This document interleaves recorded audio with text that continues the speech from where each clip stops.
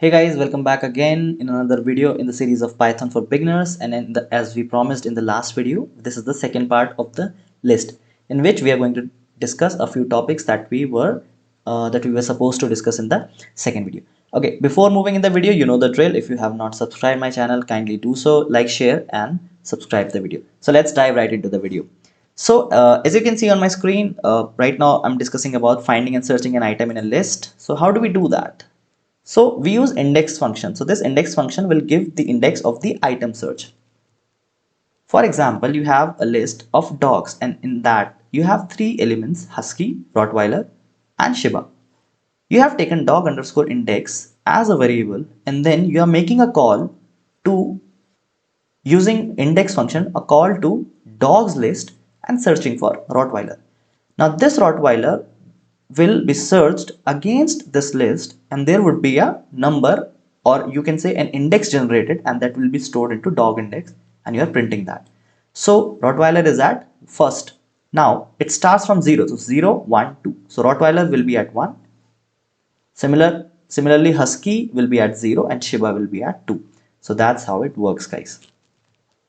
Let's move to the range. Very important topic, because whenever you try to learn loops, whenever you try to run loops like for loop or while loop, you will always talk about the range. So let us understand how range works. So range function store start, stop, and step values. There are three types to represent it, or you can say three ways to represent it. First range is stop value. This is by default considered the starting point as 0. The second one is range start value and the stop value. This generates the sequence based on the start and stop value. So you can give a number over here and number over here, and your range will run within those parameters. And the third one is start value, stop value, and step size. Again, is exactly the same as range, but it has a step size. For example, you have a value of 1 over here and stop value of 100 over here. And if you give a step size of 5, it will run 20 times within 1 and 100. Why? Because every time it will jump for 5, it will move from 1 to 6 to 12 to 18, 24, and so on 20 times. Okay, it can be confusing right now, it can be intimidating right now, but when we'll do the demo, it would be very much clear to you. It generates the sequence of incrementing by the start value using the step size until it reaches the stop value. Now let's move to the very important topic, and one of the most important topic in the Python, because a lot of people ask questions on exception handling. They can ask you to write programs on it, and this is the very basic scenario we are going to discuss. So let's talk about exception handling. So errors are of two types: syntax errors, problem due to which execution of program stops, and second is exceptions. It is raised when due to any event a program behaves abnormally. They are divided into two parts. So basically exception does not exactly fall into the category of an error, but here we discuss is it that way only.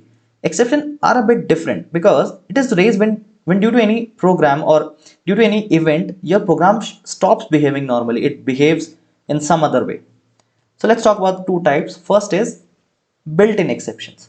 So built-in exceptions are those exceptions which comes from when you install Python, it comes by default. And base exception is the base class for all built-in exception. This is one of the most asked question in exception handling, that what is the base class for your all built-in exception? You must say base exception is the class. If you want to check, I can just click on this link and you can see that these are the built-in exceptions. So you can read all of that.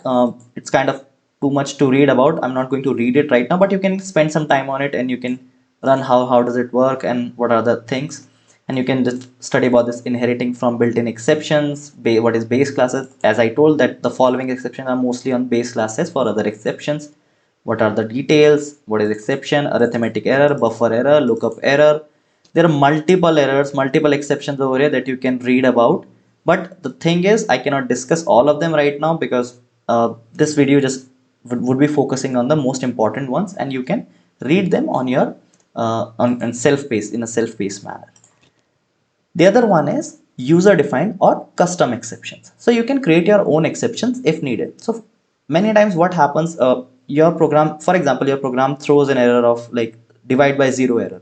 You already know that it's a built-in exception, but sometime what happens, there is a situation in which you want to write your own function or you want to write your own exception, uh, and you want to make sure that people who are writing that program should use your, or you are into a situation in which you want to show people that okay, this can be an exception which can occur but nobody knows about it.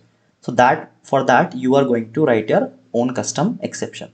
In this video we are not going to create any user defined or a custom exception. I might consider it for a bonus lecture because this would be a bit of advanced concept, but you can go through it and you can go through the internet to write your own, but at least have a base strong so that you can write those. Now let's talk about how do you handle the exception. There are three ways for that, but the first is try and accept. So what is the syntax? So syntax is you have to write try colon and then you can write your code or your any statement. Then you can use except, any error, any statements, whatever code you want to write, except, any error, any statements. Now these three things you should be always keeping in your mind. What about this? Here, any error is for catching any specific error. You can just use except also. So this any error is kind of, if you already know, for example, you know there would be an arithmetic error, there would be a divide by zero error. You can write that over here. There is a place for that. But in case you don't know what error might come, so you can just write except colon and then you can write the statement, catch it and print it. That's all you can do. A try statement can have more than one except clause. Generally, people use one, but if you're expecting more than one, you can write except your error name, except your error name, and you can use multiple. Try should be there. You cannot write a program without try. You should use, you can use more than one. So that's what it's trying to say. You can raise an exception manually as well. So we'll take demo of that as well. Okay, let's move forward. Now this is the other way of handling the exception is try, accept and finally. So what exactly is finally block? A lot of people ask this question in the interviews. What exactly is finally and how does it work? So this is the basic code. Try your code, accept, handling of exception if you need it, else it executes if there is if no exception occurs. Finally your code, this block will always execute. This will always be executed. So finally this is always executed after the try and accept block. The final block will always be executed after normal termination of try or after try block terminates due to any exception occurred. So this will always run. It can be quite intimidating right now, but trust me, when I'll show the demo it will be very much clear to you. So that would be all to exception handling. Now what we're going to do, we are going to dive right into the demo and let's see how it works.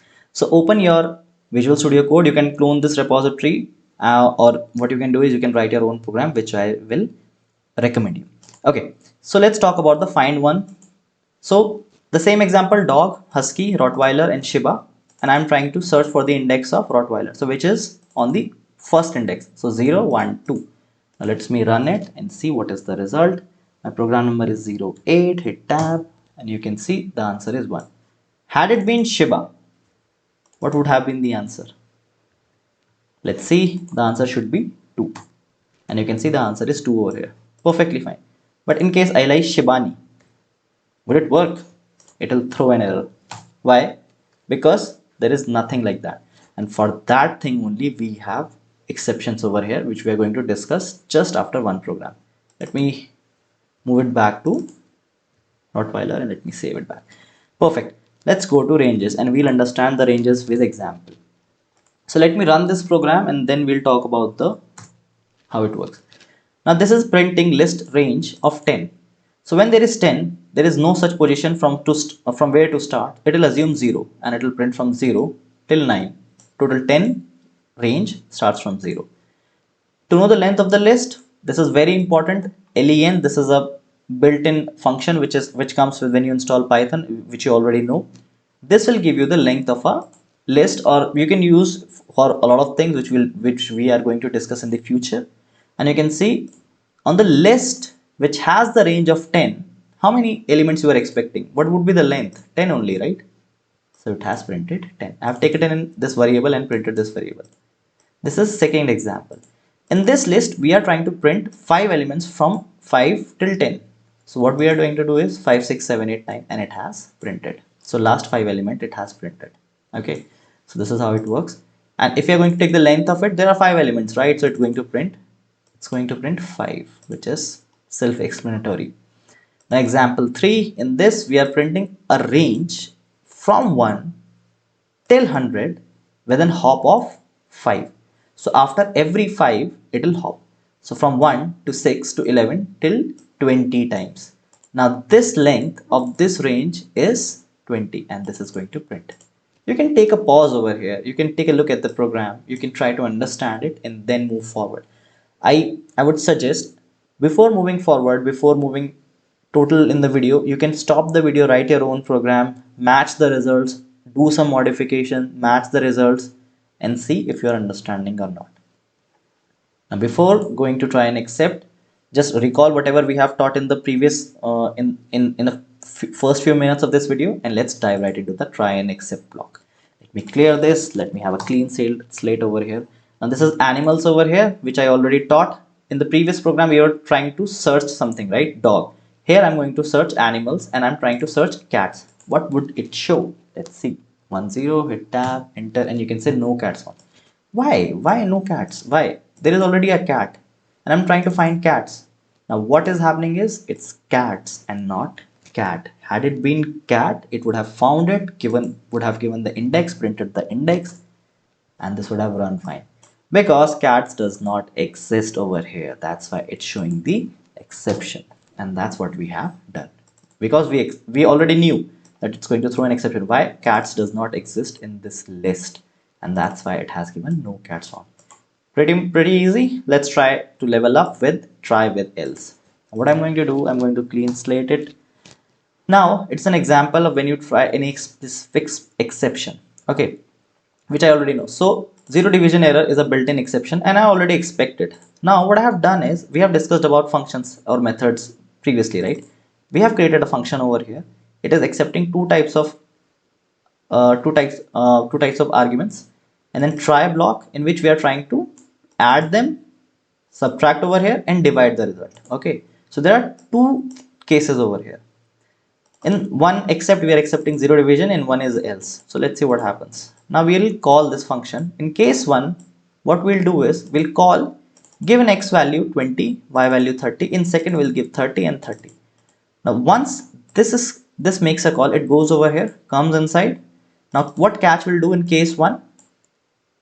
20 plus 30 is 50. 20 minus 30 is minus 10. 50 divided by minus 10 is minus 5. This is perfect. There is no exception over here because there is no 0. But in second case, the value is 30 and 30. Do not get confused. It's not 20 30. It's not 30 20. It's 30 and 30. So 30 plus 30 is 60. 30 minus 30 is 0. And this is the divide by 0 error, which is zero division error. And as soon as it happens, it will say XY result in 0 and it's going to print it. So let's run it. So this is my program number 11. I'm going to hit a tab and you can see in the first case it has given minus 5.0 and in that is XY result in 0. And that's how you catch the error. So this is a specific error which you already know. Had it been you don't know, if I go over here, you can see there is no expected thing over it. So you can write this way, but here I was expecting zero division error or divide by 0 error. So you can catch that. So I hope this is clear to you. Let's level up again and see what exactly is finally block. Now let me move this over here so that you can see clearly, and I'm going to run this program. Let's do this. Now try k is any number, sorry, variable. In that you are doing 2 over here and dividing by 0, which is divide by 0 exception. You already know that. So you're going to print k. As soon as it happens, it will come over here except, and you can see that it will say you just can't divide by 0 because there was an exception. This is something that regardless of your exception raised, it will always run, and you can see, make sure you write your programs carefully. Okay, now what I'll do over here is I'll just make this 2. The answer would be 1 and there would be no 0 exception. And you can see the answer came 1. You can divide by 0 disappeared, and finally block has always ran. So make sure you write your programs carefully. Perfect. So I hope you have understood how this finally works. Let's move to the last topic of today, which is raise exception. So this is how you can manually raise an exception. Now let me just clean this. So I'm try and raise name error. So this is already accepted, and in that I'm writing hello world and then as soon as it raises this, it has to be catched. Someone has to catch this exception. So this exception is caught over here, name error, print. This is a manually raised exception, and this is what it is going to print over here. Let me just tab it, hit enter, and you can see it has printed. This is a manually raised exception as soon as it printed. But if you, in case you want to see, if you want to determine whether it has been raised or not, so you can just write a raise over here, do a hash over here, and just determine. I mean, you can just, this is just for testing. Okay, let me do this, and you can see this has shows the exception that where it has been done. This is fifth line. You can see fifth line. What was the name? Raise name error hello world. And what was the name error name? Hello world. And this is what it has printed. So let me just go back, save it like that. You can try on here.